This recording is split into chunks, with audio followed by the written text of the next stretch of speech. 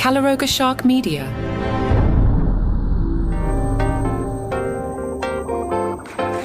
Hey there, I'm Johnny Mac with your daily comedy news. If you are in Kentucky, you're excited, it's Bourbon and Beyond. Attendees can enjoy bourbon tastings, culinary demonstrations, and interactions with celebrity guests like Jim Gaffigan. Oh yeah, this is a whole thing in Louisville today through the 14th.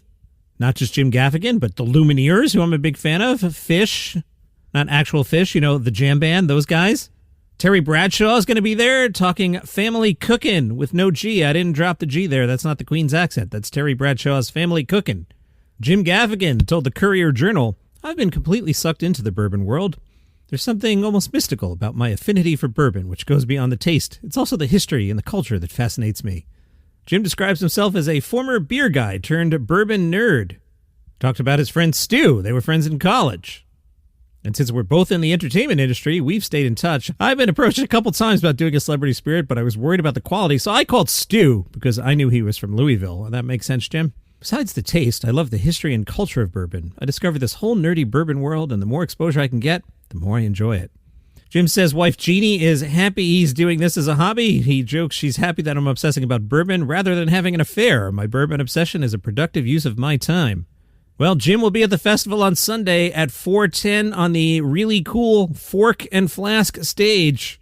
Then in October, Jim is recording Jim Gaffigan, a bourbon set, 4 separate shows that will include content based on his observations of bourbon culture. They're going to cut those together and make a special out of it. Apparently something called the Kentucky Entertainment Incentive Program is helping fund all that. Your tax dollars at work, I guess, because I Googled Kentucky Entertainment Incentive Program, and they've got a .gov email address. The purpose of the KEI program is to encourage the film and entertainment industry to choose locations in the Commonwealth for the filming and production of entertainment productions. Hey guys, I'll sell out. I'll do my podcast from Kentucky. Invite me down. I like money. Gaffigan said, "My shows at the Kentucky Center are going to be a love letter to American whiskey. It's all a labor of love because learning more about bourbon is something I really enjoy. I hope others will enjoy the shows, but if not, I've really enjoyed developing the material." Well, if you enjoy it so much and it's a labor of love, why don't you turn down the tax dollars? I'm just asking a question. Maybe there's a reason why you don't. Just asking. It's not like you're Aziz Ansari. All right, there's more stuff. Sunday, 1:30 p.m. Jim is doing, listen to this. This is really cool. He's at the Kroger. He's doing a bottle signing and a meet and greet at the Kroger supermarket. So what can you do at this thing? You can purchase a bottle of Father Time bourbon while supplies last, they point out, and have it signed by Jim Gaffigan, plus snap a photo together to remember the moment. Boy, that sounds cool. He's at the Kroger on 12501 Shelbyville Road. You know the one. Then at 4:10 on the really cool Fork and Flask stage. Told you about that already. And he's got some more events coming up in October. Very exciting. Seems Triple H let the cat out of the bag. He was on the Pat McAfee show. They were curious why Triple H wasn't at a recent WWE event. HHH said, "To be honest, I wasn't there. I haven't had a chance to watch the show yet. I did Kill Tony last night. Oh, shoot. I'm not supposed to say that. I forgot it was a secret that I'm on there until Monday. It was fun. So I guess that means he's on the Monday Kill Tony. We'll find out." The Hollywood Reporter did one of those big cover stories about Nate Bargatze. Now, trust me on my resume, I know about how these things get made from my time at SiriusXM because this was like the holy grail of publicity in certain offices in the building. This isn't somebody waking up out of bed and going, I think I'm going to write a story about Nate Bargatze. No. This was like the full-on agency involved, PR team involved. Now, the timing makes sense because Nate is hosting the Emmys on Sunday, but this was a big deal, and I'm not sure this is the best look for Nate, and I think even he is aware of it. I'll have some thoughts on the comedy stock market tomorrow, but I just, I don't know, Nate. I don't know. I mean, Nate's going to have an awesome weekend, but I don't know. Lacey Rose writes in the Hollywood Reporter, "I noticed Nate Bargatze's car before I noticed him. The burnt orange Porsche has just pulled up to the bustling Nashville restaurant where we've agreed to meet, and the valet is signaling for Bargatze to park out front. Once he's made his way inside, he'll tell me that his primo spot is a perk of driving a stick shift. What he won't say, and what he'd hate having to read here, is that it's also a perk of being the most successful touring comedian in the world. At this stage, he could afford a whole fleet of them without noticing a dent in his bank account, but there's also a genuine discomfort that comes with the spoils of success. Nate says, I'm embarrassed. I hesitate to even talk about it because I don't want anyone to think that I'm better than them. Lacey writes in The Hollywood Reporter, and Bargatze has spent a fair share of his time lately grappling with concerns like this one in therapy, which is another thing that he's embarrassed about. He's terrified he'll come off as some out-of-touch elitist and not the comfortably relatable, oafish dad that's earned him legions of fans. But he's just come from his therapist's office, and he had a good session and maybe a breakthrough, and once he starts talking about it, he can't seem to stop. Skipping ahead, in his high school yearbook, students were asked what they thought they'd be doing in 10 years. His response, performing at Zanies. That's the big club in Nashville there. Nate says, I think it used to feel stupid for me to want to dream this big. I thought this tidbit was interesting. Even after his 2021 Netflix special, The Greatest Average American, got a Grammy nomination, Netflix is said to have encouraged Nate to explore other distributors for his next special. He went with Amazon. Netflix came around with a bigger offer, but he took Amazon instead. He was hurt, but not surprised. Nate said, it wasn't that I wasn't doing well, but everybody started getting a little opinionated and was like, man, they're getting all this industry love and they're the coolest thing. And when I'd get off stage, people would be like, oh, he's the funniest. But I wasn't getting any of that, and it was really frustrating. Patton Oswalt, who I'm a fan of, but I'm mad at him because he's part of the people ruining Star Trek. He recently played Doug the Vulcan. Do you want to hear what it sounds like me throwing something across the room? Have me watch that episode. And then he goes on StarTrek.com, and the question, what was your relationship with Star Trek? Here, I'll go first. Are you kidding me? I started watching TV, WPIX Channel 11, New York City. They showed it 6 nights a week at 6 o'clock, Monday to Saturday. Watched it. 79 episodes. Watched them over and over. As a kid, I figured out, oh, Season 1 has these credits, Season 2 has these credits, Season 3 has the blue credits. Season 2, the Enterprise flies from the side. Season 1, the Enterprise comes out of the middle. I watched this thing. I had it memorized. But Patton Oswalt, who played Doug the Vulcan, said, I was born in 1969, so it was always a thing in the background. I never sat down and watched the entire original series from start to finish. Some people did, but it wasn't a big part of my life. What? You're like the guy doing nerd comedy, and you've never watched Star Trek TOS? And you're playing Doug the Vulcan? Patton says, I remember really, really loving the movies and certain episodes of The Next Generation. There was the best of both worlds and other episodes that really just had amazing writing and directing. So there's been that level of awareness, but it wasn't a realm that I completely was into from the get-go. He talked about playing Doug the Vulcan. He said everything was in the script. In true Star Trek fashion, they're going to leave it open to interpretation. What was their background? How did they meet? How did they sustain this relationship? I'm going to leave that up to the viewers. It's more fun that way. As for playing Doug with Vulcan ears and makeup, he said, it was incredible. I'm in the chair. I'm doing what Leonard Nimoy has done, what Kirstie Alley did, what all these greats did. Not sure how many greats played Vulcans. I digress. It's almost like it's part of the Hollywood process, and they really have it down with science. I thought it was going to take hours. They're actually very, very good at getting Vulcan ears on very quickly. It's not like it was in the 60s and 70s. Patton said, I didn't want to ad-lib. They wrote my character very precisely. He's a Vulcan. He's not going to do ad-lib things or have emotional reactions to anything. I love that part of it. This is someone who very boldly states what he thinks and feels, and I was happy to stick to that. I was interested where Spock realizes and comes to terms and accepts the fact that he's an outsider no matter where he is. He's an outsider among all those humans of different species. Then, when his crew turned Vulcan, oh, God, this show. He's an outsider among them as well because he's half Vulcan, half human. When he ends up embracing his uniqueness, the unspoken thing about Doug is Doug loves the fact that Spock's so unique. You can't be so unique. You're either unique or not unique. That's what you really want a friend, someone that actually likes the fact that you're different than anyone else. Are you guys still here? See, I've told you on and off over the years, I'm very passionate about Star Trek. You heard the rage come out there. But, ostensibly, that was a story about comedian Patton Oswalt. So thank you for the indulgence there. Spinal Tap is out tomorrow. They have done amazing amounts of press in character. Nigel Tufnell spoke to Guitar World. We learned Nigel, for the last 15 years, has been living on the border of Scotland. I've got a cheese shop there, and we work together with his partner, Maura.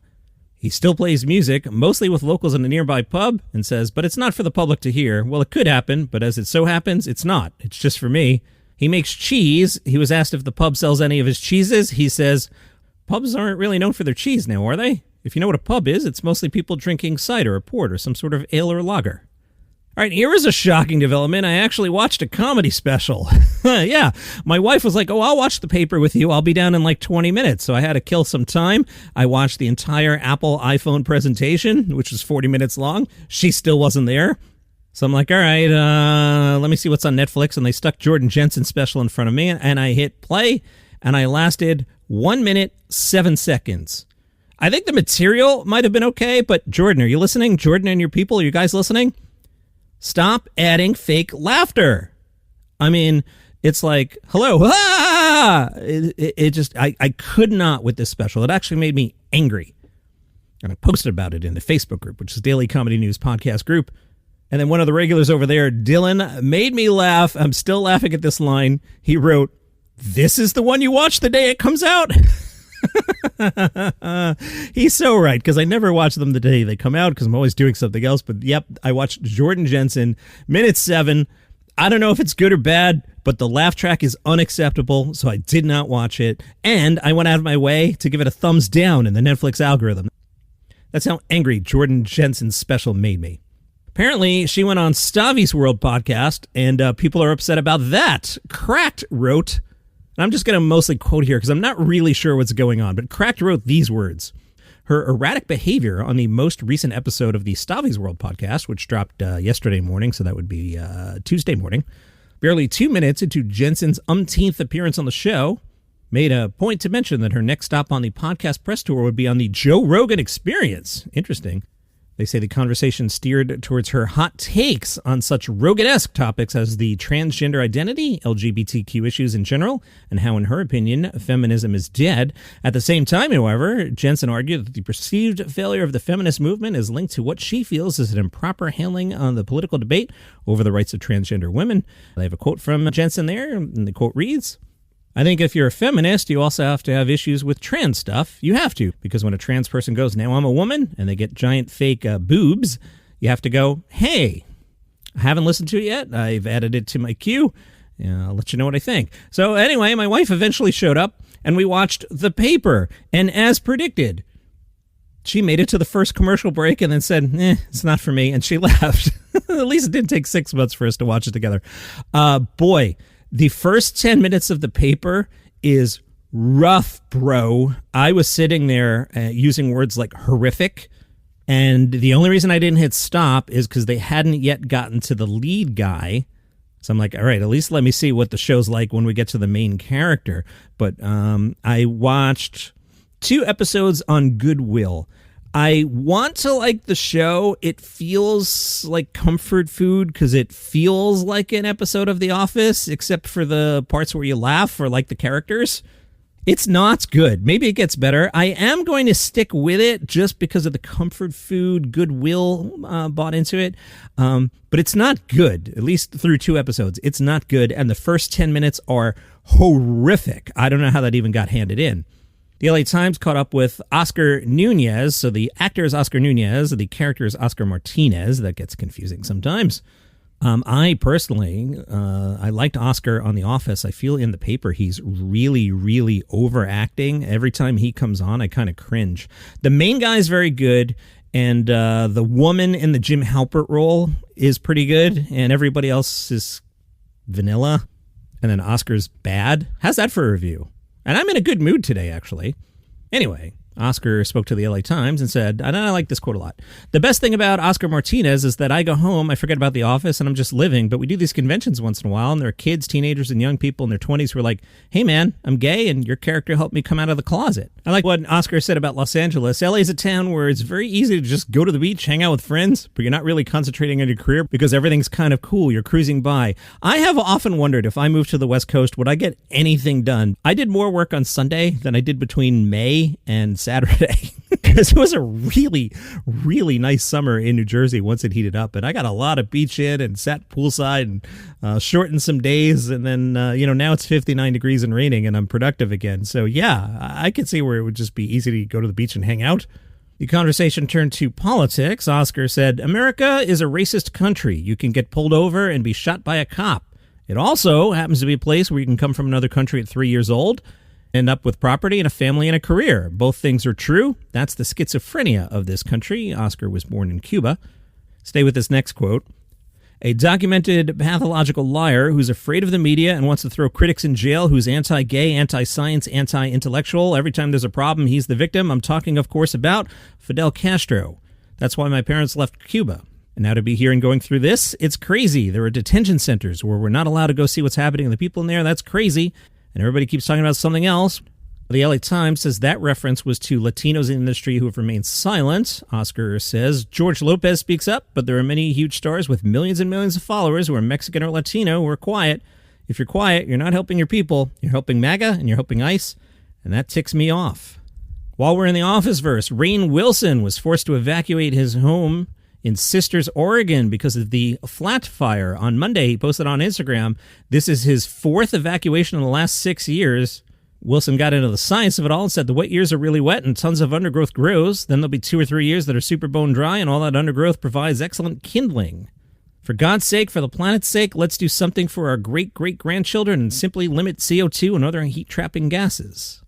In 2020, Rainn Wilson hosted a YouTube series called An Idiot's Guide to Climate Change. Liz Miele has a new stand-up special out. It's called Space Camp. You'll find it on Punch Up Live, recorded at the Bell House in Brooklyn. Liz Miele hit the stage with her rapid-fire storytelling style to share tales of her boyfriend's botched vasectomy, oh no, faking marriage, being a sly princess, cat mishaps, and more. If you're in the New York City area, she'll be doing a show in Brooklyn on September 21st, Boston November 6th, and a bunch of other shows in between. And kicking off today is the San Francisco Comedy Competition. That over the years launched some pretty big names, including Patton Oswalt, who's helped ruin Star Trek, Robin Williams, and Ellen DeGeneres. The San Francisco Comedy Competition is an annual, multi-week judged stand-up comedy contest. Over 30 comedians out of hundreds who apply perform in shows held in comedy clubs, bars, restaurants, casinos, and theaters in SF and around the Bay. Contestants perform 3 to 7 minute-long sets in one of 2 preliminary weeks. The top 5 from each of those weeks meets in the semifinals. Then they have to do 8 to 12-minute sets for another 6 shows. 5 from there move to the finals. Then they do 12 to 15-minute-long sets, and then a winner is crowned. Doors open at 6, shows at 7 tonight. $50 will get you in at the Center for the Arts, 314 West Main in Grass Valley. And that is your comedy news for today. I like today. Today was feisty and interesting and fun. See you tomorrow.